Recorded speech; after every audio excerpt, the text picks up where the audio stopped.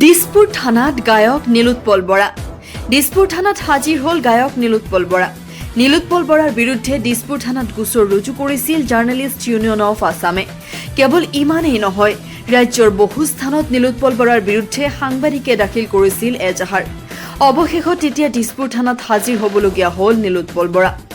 উল্লেখযোগ্য যে কৰ্তব্যৰত সাংবাদিকৰ কেমেৰা ভাঙিম বুলি ভাবুকি দিছিল নীলোৎপল বৰাই। ইয়াৰ পিছতে নীলোৎপল বৰাৰ বিৰুদ্ধে দিছপুৰ আৰক্ষী থানাত এজাহাৰ দাখিল কৰিছিল জাৰ্নেলিষ্ট ইউনিয়ন অফ আছামে। দৰাচলতে অভিযোগ অনুসৰি জুবিন গাৰ্গৰ নচৰদেহ বৰঝাৰ বিমানবন্দৰৰ পৰা আহি কাহিলীপাৰাৰ বাসগৃহত উপস্থিত হোৱাৰ সময়তে নীলোৎপল বৰাই কৰ্তব্যৰত সাংবাদিকৰ কেমেৰা ভাঙিম বুলি মুকলিকৈ ভাবুকি দিছিল।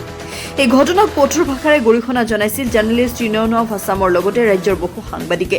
ইফালে অভিযোগ অনুসৰি নীলোৎপল বৰাৰ এনে আচৰণৰ প্ৰভাৱতে একাংশই কৰ্তব্যৰত সাংবাদিকক আক্ৰমণৰ লক্ষ্য কৰি লৈ তেওঁলোকক প্ৰহাৰ কৰাৰ লগতে কেমেৰা পৰ্যন্ত ভাঙি পেলাইছিল বুলি অভিযোগ উত্থাপন হৈছিল।